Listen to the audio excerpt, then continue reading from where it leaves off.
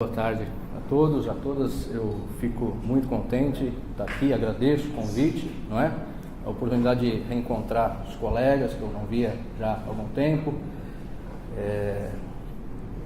e de conversar com vocês, tentar conversar nesses 25 minutos sobre esse tema.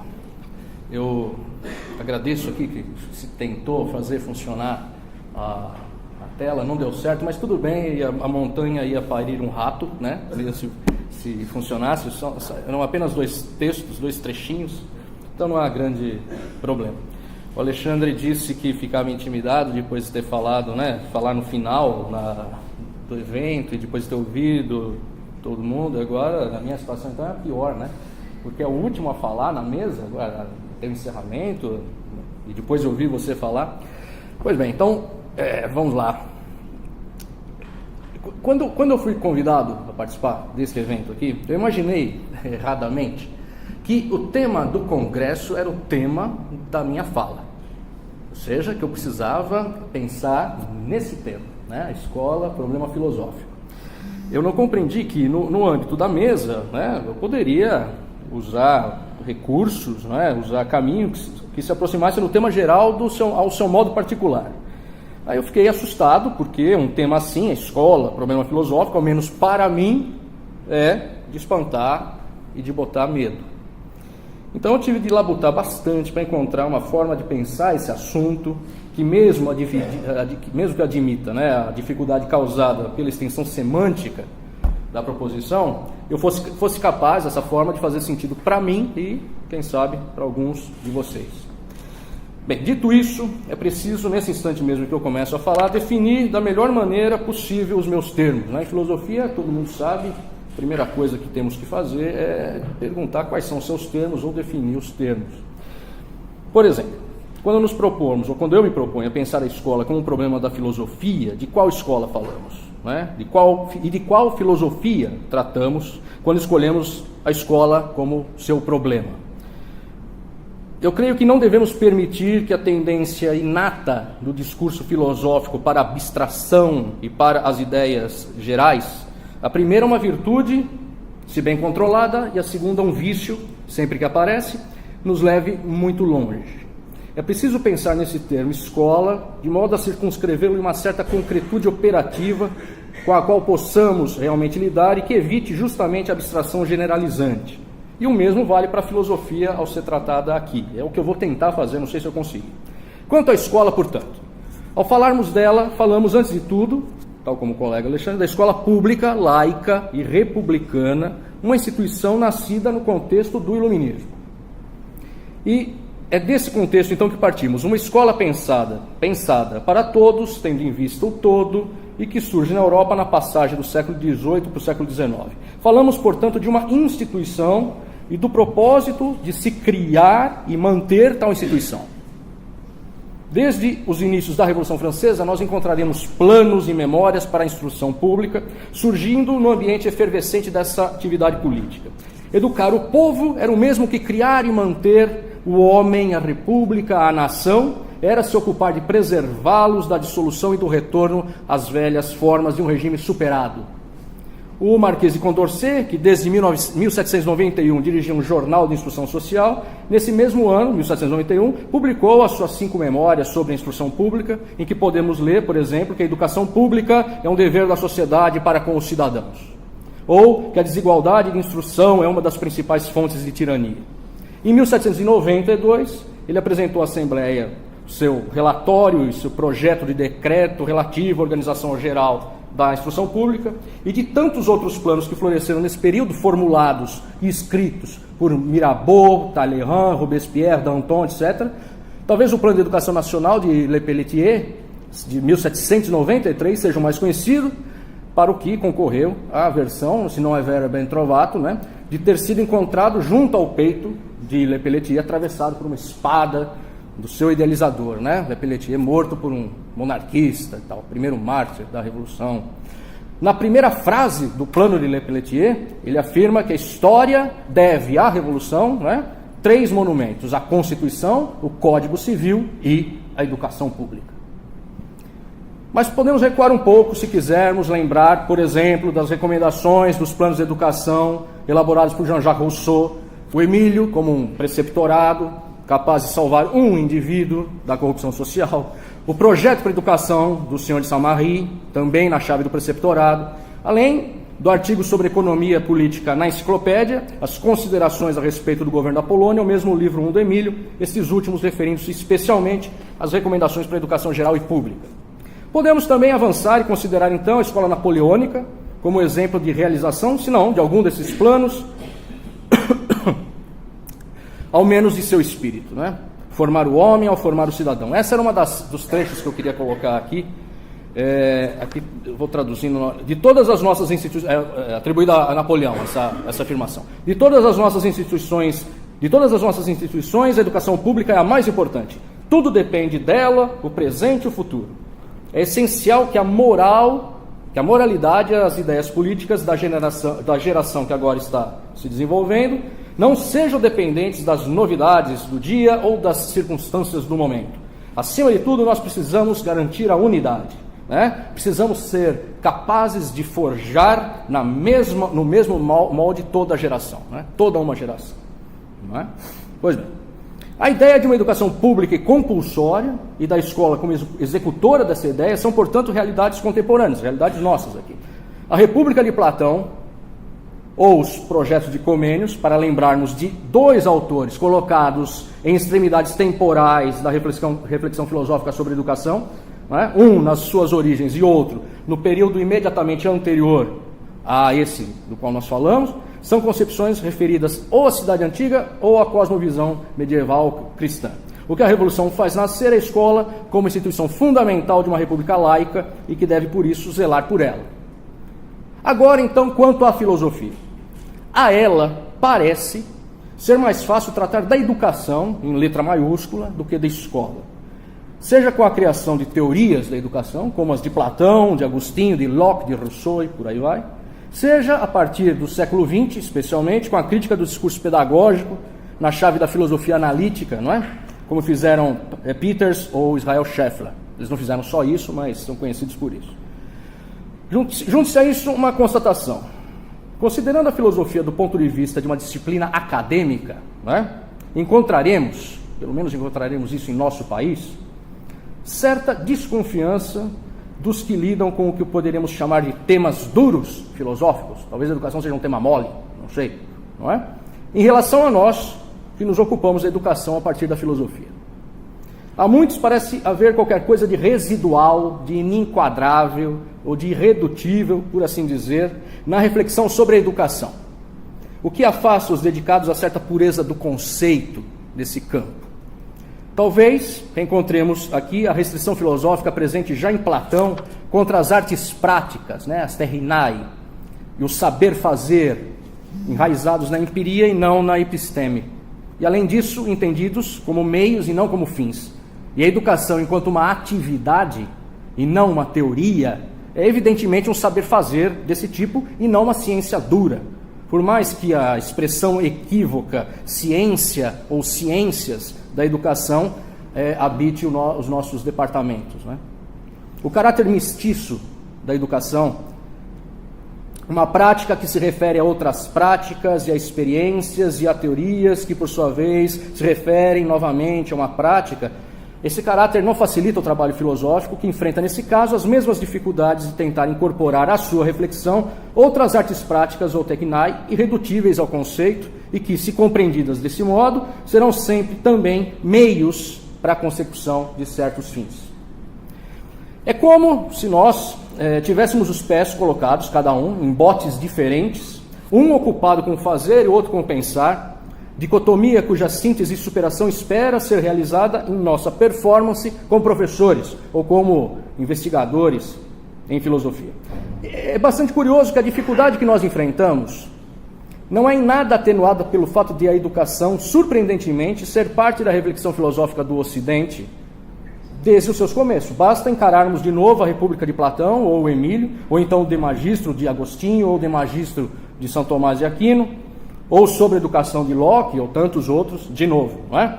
No entanto, naquilo que nós podemos chamar de vertente central da discussão ou da canônica filosófica, essas são obras importantes, mas não são obras principais. Kant, por exemplo, não escreveu um equivalente da Crítica da Razão Pura sobre educação. As suas reflexões sobre o tema foram compiladas por um aluno, o que deu origem ao breve, importantíssimo, mas breve e póstumo da pedagogia. A reflexão sobre a educação, desse ponto de vista geral, não foi incorporada ao discurso mainstream da filosofia. Se podemos conceber assim a relação da filosofia com a educação, o que dizer então da relação da filosofia com a escola? E dessa escola que nós procuramos definir, pública, laica e tal. E isso hoje, em nosso tempo. Devemos tomar cuidado aqui com uma enganosa facilidade, uma aparente vantagem, que nos daria uma ilusão de conforto ao abordar esse tema. Ela tem origem naquilo que podemos chamar de condição ontológica, talvez, da escola, ou seja, da sua natureza derivada, dependente. A escola deriva de certa ordem política. Em nosso caso, a escola é parte do conjunto de instituições de um regime republicano, uma democracia representativa, alguns diriam burguesa, constitucional, que instaura um Estado de direito. Sendo assim, não é difícil, para certa filosofia, animada pelo anseio sinótico, pela vontade de alçar-se ao ponto de vista do olho de Deus, conceber a escola como um epifenômeno. Ela é a expressão particular das relações de produção, reprodutora e mantenedora da desigualdade em uma sociedade desigual, instrumento da opressão sobre os corpos dóceis, etc, etc. Todas essas formas de pensar a escola têm um antepassado ilustre, a virulenta crítica feita por Rousseau às instituições do seu tempo, todas corrompidas e corruptoras em um regime iníquo, crítica que, retrabalhada no pensamento contemporâneo, permanece viva hoje mais do que nunca, e não sem razão. Por exemplo, imaginarmos hoje um discurso filosófico que, sem a pena da galhofa e a tinta da melancolia, fosse, por acaso, pena da galhofa e tinta da melancolia, citando o Machado aqui, ou seja, sem ironia e descrença, fizesse a defesa da escola como instituição dedicada ao favorecimento da igualdade, da liberdade, da fraternidade, esses temas iluministas, um discurso que fizesse esse elogio, imaginar um discurso que fizesse esse elogio seria também imaginar na mesma hora, um cortejo de juízos sarcásticos que acompanharia esse discurso, condenando a sua ingênua ignorância, a sua má fé, ou a sua má fé deliberada. Bem, falamos de ironia, falamos de desconfiança, de descrença, e nesse ponto aqui, eu preciso fazer mais uma distinção. Com o termo filosofia, daqui em diante, eu vou me referir às correntes que eu considero, se não as mais importantes, ao menos as que tiveram a maior fortuna, as de maior disseminação e abrangência na literatura filosófica contemporânea, em especial na conexão entre essas linhas e os problemas da educação. São correntes que compartilham de uma origem, ou ao menos tem um ponto de contato, na crise da metafísica e do espírito de sistema que acometeu o discurso filosófico ao final do século XIX. E a desconfiança e a ironia são as características mais destacadas dessas correntes. Então, os mestres da suspeita, Marx, Freud, Nietzsche, tomados aqui como figuras tutelares, como arquétipos dessas novas orientações, e a descendência que esses mestres deixaram, o marxismo que nos ensinou a ver a ideologia onde antes pensávamos encontrar conhecimento, a psicanálise que tornou o homem estrangeiro em sua própria casa, as arqueologias e genealogias do saber que nos deram uma história das verdades políticas e morais, na qual uma palavra esconde outra palavra. Esses mestres nos fizeram ver o mundo humano e nele as suas instituições como simulacros e estratégias que ora escondem uma realidade subjacente, desagradável de ser conhecida, assim realizando o seu propósito de controle, dominação e engano, e ora existem como a própria realidade, o simulacro tornado original, um discurso, uma estrutura que não se referem a nada anterior, mas são a própria atualização do exercício do poder. Essa compreensão das instituições e da escola entre elas pode ou não fazer sentido, mas nós, de nenhuma maneira, negamos que o caráter desconfiado e inquiridor seja parte constitutiva da tradição filosófica.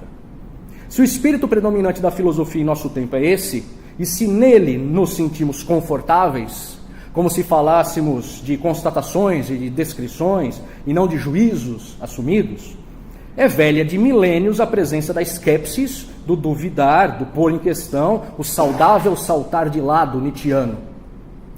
Como método, a skepsis como método do trabalho filosófico.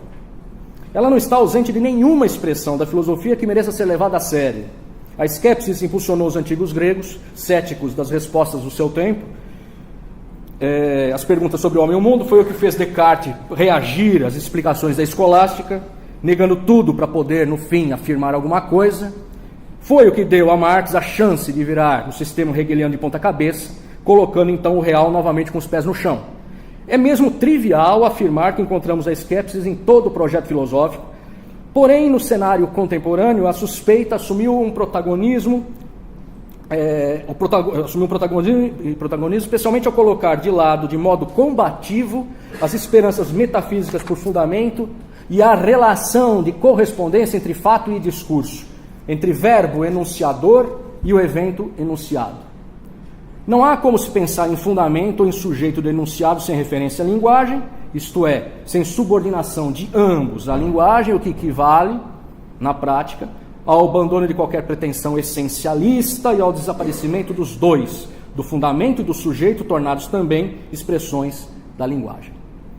É claro que essas últimas afirmações que eu fiz aqui são generalizações, né? Cortando a machadadas aqui, o que precisava ser feito com muito mais cuidado. Mas o que nós pontuamos ilumina, para mim, pelo menos, o mais importante na discussão da escola como problema filosófico, da escola na sua concretude.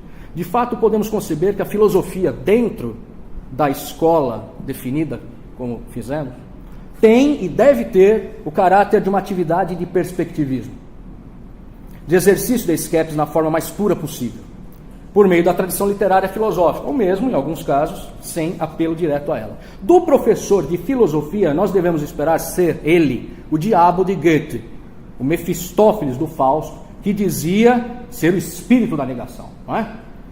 Ser aquele que sempre nega, e aqui eu vou fazer passar uma vergonha pública aqui, não é? Tentar ler em alemão, algo assim, Ich bin der Geist der Staatsverneigt, alguma coisa assim, não é? Então, Dal Bosco aí, pelo menos ele especialista, mas me deu vontade de ler em alemão, eu que não leio nem em português.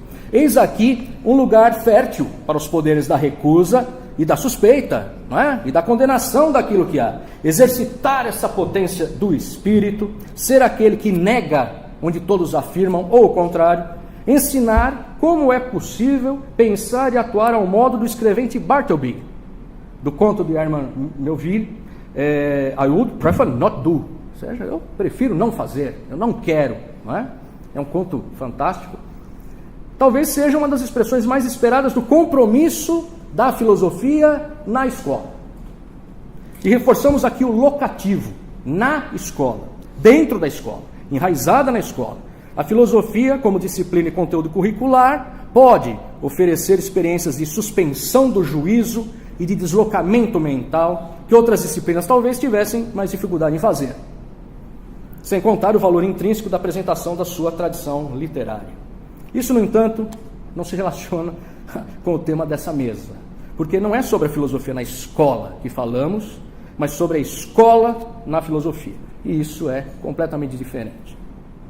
Já dissemos que a filosofia se ocupa pouco da educação como tema duro.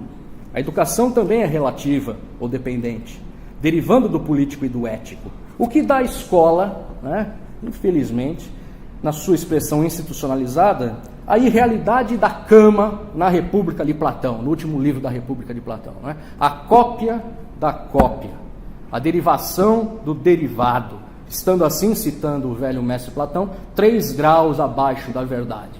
Claro, ele não está falando de escola, está falando de camas, o que é uma coisa muito mais interessante dependendo da contingência. Não à toa, portanto, quando a filosofia se aproxima da escola, é quase sempre a condená-la. Não? Dela se diz o que devia ser, mas não é. Instituição normalizadora, opressora, a serviço de uma ordem justa, o que temos diante de nós, melhor seria que não existisse. Com isso, estaria resolvido nosso desconforto teórico, ao tornar desnecessário lidar, por tê-lo eliminado logo de início, com o caráter mestiço da educação, que no sentido aristotélico se atualiza na escola. Via de regra, o discurso filosófico sobre a escola prega o seu desaparecimento, a sua substituição por outra coisa, o que vem a ser exatamente o mesmo. O ponto é o seguinte: O que está aí não serve, as promessas republicanas escondem razões inconfessáveis, e o propósito público comum gira no vazio, porque se refere não aos cidadãos imaginários do iluminismo, né, ou à pessoa humana da ética kantiana, mas a uma massa submetida dia após dia à hegemonia de um poder opressor. Não se pode querer de forma consistente o fim da política, o fim da moral, ou, com mais razão ainda, o fim da educação, enquanto os seres humanos continuarem a existir. Mas se pode conceber o fim da escola, ou ao menos dessa escola que está aí, porque ela nem sempre existiu, é fruto da história e responde a demandas que foram respondidas de forma diferentes, em contextos diferentes. Estou terminando já. It's impossible. Bem, vamos lá. Você me dá mais 3 minutos? Obrigado. Aqui poderíamos terminar, então, nossa exposição. Eu poderia fazer o gosto aqui do Ralph. Né? Poderíamos, nesse ponto, terminar nossa exposição ao dizer que a escola, tal como existe, só é objeto da filosofia da suspeita, né, em sua negação, em sua denúncia como instrumento epifenomenênico, derivativo, secundário, de uma política de uma moralidade também condenáveis. Pronto, digo isso e está encerrado, mas não encerrarei. Porém, se assim fizermos, responderemos ao tema proposto, a escola, como problema filosófico, na forma de uma recusa.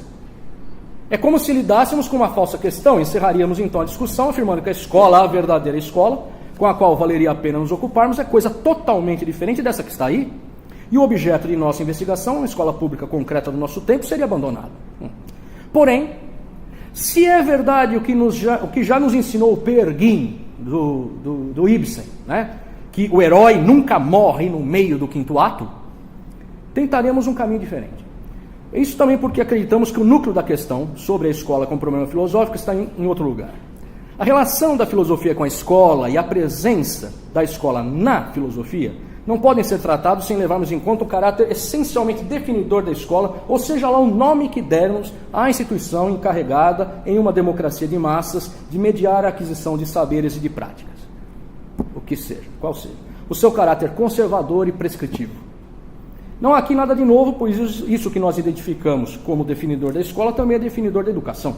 Esse processo de escolha, conservação e transmissão é o modo como as sociedades humanas se mantêm vivas, preservando-se ao mesmo tempo em que são renovadas pelas novas gerações. Já vimos isso ser apontado por John Dewey e de um enfoque diferente por Hannah Arendt e ainda outros. O que muda no caso da escola é que o caráter abstrato da definição se reveste, de repente, de uma concretude e de uma realidade brutas, empíricas. E passamos a lidar não mais com descrições de forma e de conteúdo, mas com juízos de valores éticos e políticos acerca do que se deve conservar e prescrever e de como fazer isso. Dito de outro modo, o que encontramos na escola, também como elemento constitutivo, é a intencionalidade. Não é? A escola deve não apenas dizer o que é, mas ao dizer isso, o que deve ser. E no nosso caso, dizer isso para todos, se pensarmos numa escola republicana. A nosso ver, este é o ponto nevrálgico da discussão sobre a escola como problema filosófico. É também a origem do mal-estar sentido na tentativa de acomodar a escola no interior da filosofia, de recebê-la como tema da filosofia, sem destruir o que ela é, sem propor que seja outra coisa, para ter prerrogativa de existência teórica ou prática. A escola conserva e preserva, escolhe e julga, e faz isso levando em consideração o conjunto de seus alunos e, ao mesmo tempo, o conjunto da sociedade. Ora, isso implica um julgamento sobre o que é válido conservar e prescrever, sobre os métodos para se fazer isso. Buscar evitar tal juízo, por exemplo, fazendo de tal escolha, na sala de aula, não é? Por exemplo, uma decisão compartilhada com os alunos, ou então explicá-lo, tal juízo, como uma resposta obrigatória às demandas do país, por meio da legislação, ou das demandas dos jovens, por meio de seus interesses, não evita o julgamento e não serve como explicação.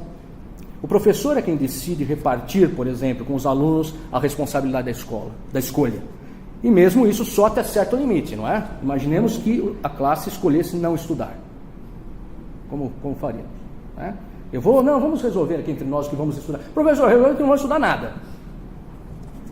Bem, ultrapassou-se o limite, né? Professor, bem, isso não pode.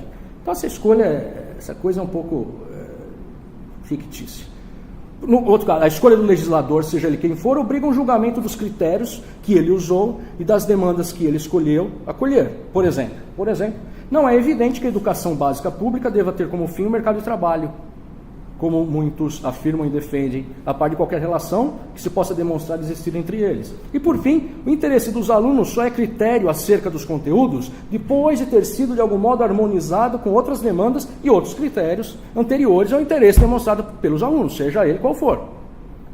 A escola é, portanto, o lugar em que um juízo de valor acerca dos dados da cultura e o compromisso com esse julgamento se encontram. E lidar com esse encontro e com as exigências que decorrem dele é difícil para a corrente que destacamos da filosofia, se entendida como descobridora de formas sutis de dominação, de ideologias criadoras de falsos selves, do poder capilarizado nas instituições, da falta de fundamento em um cosmos regido pela luta, pelo poder que é elaborada e expressa pela linguagem. O caráter mefistofélico da filosofia, aquele que nos ensina a dizer não e a suspeitar, não nos serve aqui. Pois o propósito da escola é instruir, a partir do seu sentido etimológico mais recuado, ou seja, construir e edificar no aluno, na interioridade do aluno. E a filosofia, em tempos desconstrucionistas, pouco se adapta à tarefa. Ela surge como propedêutica do pensamento autônomo, mas não se presta facilmente a determinar a prática constitutiva de uma instituição. É como se nós encenássemos de novo o pouco lido diálogo de Platão, o Clitofonte, um diálogo curtíssimo e muito interessante, em que Sócrates é criticado, em que o antigo discípulo de Sócrates, Clitofonte, reconhecendo nele a enorme capacidade de exortar a filosofia, de exortar, digamos hoje, ao pensamento crítico, não encontrava em Sócrates, porém, respostas sobre como se transforma tal apelo na ação em que lhe corresponde, Como é que eu transformo esse apelo numa ação? No caso da escola pública, em que necessariamente se apresenta a um grupo de crianças, de jovens ou de adultos, o que se considerou merecedor de conservação. Tem 2 páginas só. Encapsulado em uma linguagem que, ao preservar tais elementos, preserva também a si mesmo. Como justificar tal pretensão? Como defender tal compromisso, se o que se apresenta for encarado com a desconfiança que nós reservamos aos simulacros ou às estratégias de governabilidade? Como afirmar o que é, se o discurso dessa afirmação for ideologia e não conhecimento? Ou mais, como afirmar o que é, e dessa afirmação derivar um dever ser, se nem mesmo conhecimento houver, mas apenas ideologia e dominação? A essas perguntas pode se opor imediatamente a objeção já apresentada. Justamente por ser essa a configuração e o propósito da escola atual, é que propomos uma outra escola. Não é preciso discutir como seria essa outra escola para afirmarmos que não há escapatória. Esse novo modelo de escola não resolve a questão, pois essa nova escola não seria imune aos problemas enfrentados pela velha escola, simplesmente por serem ambas escolas. Ou seja, precisarão conservar e prescrever, o que coloca dificuldades enormes para a filosofia da suspeita. Isso por 2 motivos. Primeiro, a crítica aos fundamentos, a recusa das grandes explicações e a condenação dos metadiscursos precisam funcionar em uma via de mão dupla. Ou seja, se formos intelectualmente honestos, não podemos garantir ao nosso discurso e aos nossos propósitos uma verdade de ordem superior ou uma intencionalidade transparente, pois é justamente o que negamos aos que defendem que isso exista ou que possa ser alcançado. Uma filosofia da suspeita e da desconfiança, para ser consistente, precisa ser capaz também de duvidar de si mesmo. No entanto, o mais importante é a exigência lógica essencial de toda definição de escola. Uma outra escola não prescritiva, libertária, afastada dos jogos de poder, ou seja, em tudo diferente daquela que se condena, existiria apenas como sonho na cabeça do filósofo mefistofélico. E ainda assim, com muita dificuldade, já que uma definição desse tipo não deixa de ser uma contradição em termos. Pois não há escola ou instituição escolar que não seja conservadora. E mesmo a escola libertária desejará preservar a liberdade, conforme compreendida por ela, e a escola não diretiva elegerá a não diretividade como sua diretriz. Em suma, a escola é um lugar que exige a assunção de certos valores, dos quais deriva um critério que elabora um cânone, ou um currículo, se quisermos. E que é preciso defender. A sua simples afirmação já é parte da defesa da sua relevância. E não importa que tal assunção seja determinada pela história e que seja contingente, o fato é que ela nunca deixa de estar presente quando lidamos com o conceito de escola. Na verdade, ela é parte constitutiva desse conceito. Encontrar um motivo para defender os elementos que constituem a escola pública. O valor de um cânone que se conserva e se apresenta aos alunos, os valores que justificam a existência da escola e do cânone. Encontrar uma razão em que fundar uma pretensão educativa capaz de ser defendida diante de todos, já que a escola republicana se concebe como referida a todos e ao todo. Jamais poderá ser obra do espírito da negação. É preciso um discurso que edifique valores e critérios e aposte na sua prescrição e transmissão como elementos desejáveis. Para a filosofia acomodar essa escola republicana, pública e laica como tema de suas reflexões, ela precisa, logo de partida, lidar com as exigências de um propósito comum, o que só chegará a existir por meio de um compromisso com esse propósito e seus valores, ou seja, por meio de uma afirmação. E esse é o problema que parece afastar a filosofia do compromisso com a escola enquanto instituição. Como afirmar valores e propósitos em um cenário no qual as ideias de res publica e de bem comum se enfraqueceram tanto, parecendo antes impeditivo das expectativas de autocriação e de autoinvenção, estas, sim, apontadas como alvos desejáveis. Em outras palavras, em que fundar os objetivos da escola pública e comum em um ambiente atravessado pelas exigências da identidade e do peculiar.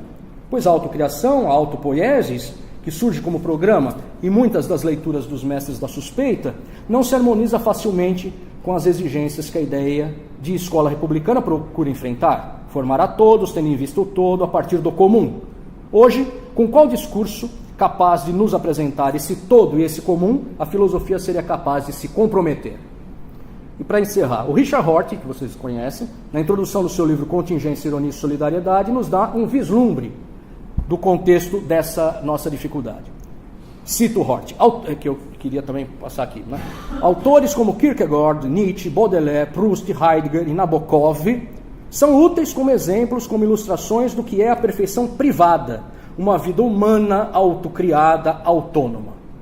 Autores como Marx, Mill, Dewey, Habermas e Rawls são mais como companheiros cidadãos. Engajam-se em um esforço social compartilhado, o esforço de tornar mais justas e menos cruéis nossas instituições e nossas práticas. Só pensaremos nesses dois tipos de autores como opostos se acharmos que uma visão filosófica mais abrangente nos permitiria abarcar em uma única visão a autocriação e a justiça, a perfeição privada e a solidariedade humana. Ele não está, obviamente, tratando aqui de educação, menos ainda de escola. Em outros textos, porém, Hort já sugeriu esse quadro dividido, em que a educação para autocriação e educação como socialização deveriam ser pensadas como processos distintos, visto que, para ele, é impossível uni-las em um conjunto que permaneça teoricamente consistente. Pois bem, deixando de lado a estranheza em ler a defesa de uma dicotomia e um seguidor de John Dewey, como ele mesmo se define, não é? Dado o caráter holista e não binário do pragmatismo, o trecho de Hort nos dá o tamanho do problema. Na escola, nessa escola republicana da qual falamos, tanto o apelo pela justiça e pela solidariedade, quanto o apelo pela autonomia e pela busca da perfeição privada se encontram. Porque mesmo a autocriação leva em conta o coletivo e só pode existir realmente, ainda mais como um propósito consciente da educação, onde sejam garantidas a liberdade política e a possibilidade do dissenso. Do mesmo modo, podemos esperar serem elas, de alguma forma, também garantidas pela busca da perfeição privada. Ou seja, uma visão conjunta, como diz Hort, né, dessas duas exigências, ao contrário do que ele diz, é inescapável para nós, se nós quisermos, de fato, incorporar a escola à filosofia. E não apenas a educação, situação na qual a afirmação de Hort talvez fizesse sentido. No entanto, talvez não seja a unificação dessas duas exigências a tarefa mais difícil, e sim o compromisso, como já dissemos, com os valores que sustentam uma instituição, por definição conservadora e prescritiva, que procura instruir e edificar, seja em qual contexto for concebido. É isso, então, obrigado pela atenção de vocês.